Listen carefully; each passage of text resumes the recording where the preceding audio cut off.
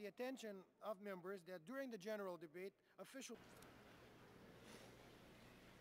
For every angry mob that gets shown on television, there are billions around the world who share similar hopes and dreams.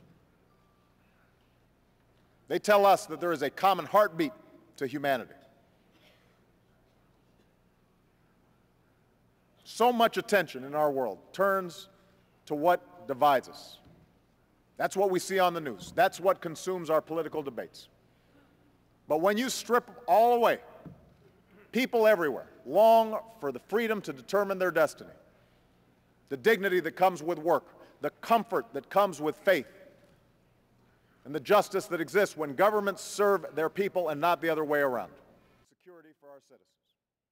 Now, I have made it clear that the United States government had nothing to do with this video, and I believe its message must be rejected by all who respect our common humanity. It is an insult not only to Muslims, but to America as well. He supported the birth of a new democracy.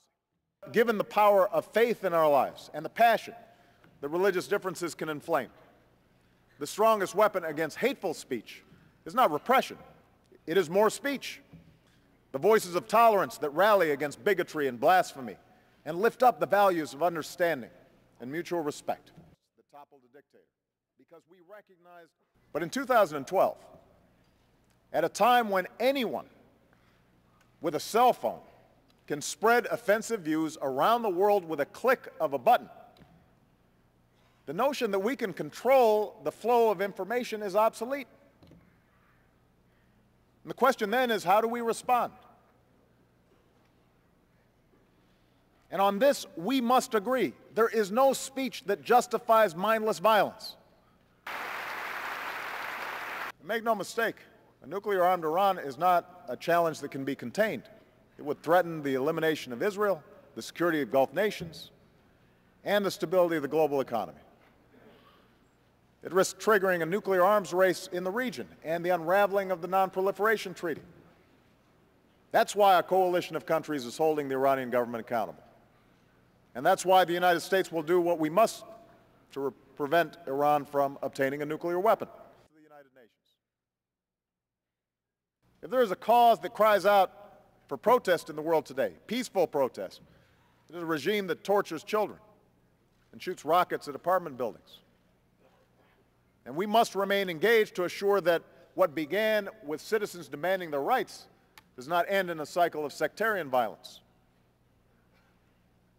Together we must stand with those Syrians who believe in a different vision, a Syria that is united and inclusive, where children don't need to fear their own government, and all Syrians have a say in how they're governed, Sunnis and Alawites, Kurds and Christians.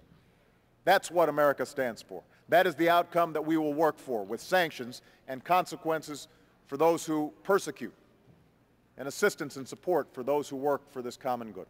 We must not belong to a dictator who massacres his people. Among Israelis and Palestinians, the future must not belong to those who turn their backs on the prospect of peace. Let us leave behind those who thrive on conflict, those who reject the right of Israel to exist. The road is hard, but the destination is clear: a secure Jewish state of Israel and an independent, prosperous Palestine.